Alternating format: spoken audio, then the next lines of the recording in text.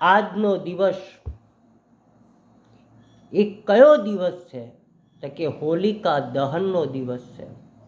અને કે હોલિકા દહનમાં અલગ અલગ એ માન્યતાઓ સાથે હોલીને પ્રગટ કરવામાં આવે છે.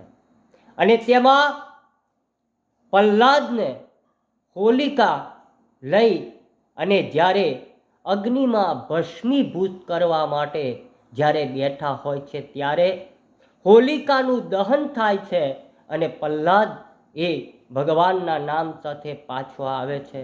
એટલે સત્યનો વિજય. અને એમાં કહેવાય છે કે કેટલી વાર પ્રહલાદને આ રીતે કહેવામાં આવ્યું કે જો તારો ભગવાન બધે જ છે તો એવું કહેવાય છે કે આ એને ગરમ ગરમ થાંભલા પર એને કહ્યું કે તું આને પકડ. અને ત્યારે પ્રહલાદ જ્યારે નજીક જાય છે અને ત્યારે એને થાંભલા ઉપર એ નાની નાની કીડીઓ ફરતી દેખાય છે. અને પ્રહલાદને એવું થાય છે કે ભગવાન મારી રક્ષા કરે છે. અને ત્યારે એ પ્રહલાદ જ્યારે એ સ્તંભને પકડે છે, પોતાના બે હાથમાં લે છે અને સ્તંભ ફાટે છે. અને ત્યારે અંદરથી ભગવાન નરસિંહ સ્વરૂપે પ્રગટ થાય છે.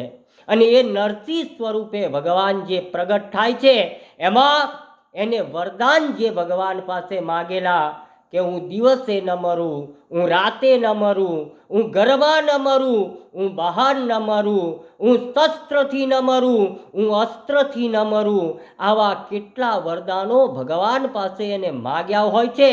અને એટલા જ માટે પ્રહલાદને ભગવાને રક્ષા કરવા માટે નરસિંહ સ્વરૂપ ધારણ કર્યું. અને એ નરસિંહ સ્વરૂપે ભગવાને હિરણ્યકશ્યપુને એક ઉમરામાં બેસી, એટલે ઘરમાં નહીં અને બહાર નહીં, ઉમરા ઉપર, અને તેમાં નર નહીં અને પશુ નહીં, એટલે નર અને સિંહ, નરસિંહ ભગવાનનું સ્વરૂપ ધારણ કરી અને ભગવાને એને ઉમરામાં બે છાતી અને શસ્ત્રથી નહીં ને અસ્ત્રથી નહીં તો નખ વતે ભગવાને એને એ કર્યો અને વિદાર્યો.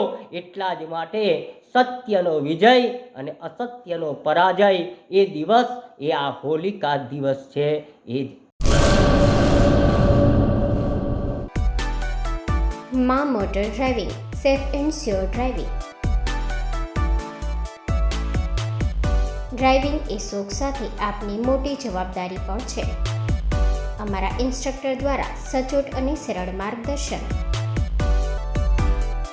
આપની રોજની તાલીમની માહિતી મેળવીને શું અધુરાશ છે એના ઉપર પૂરું ફોકસ કરાય છે.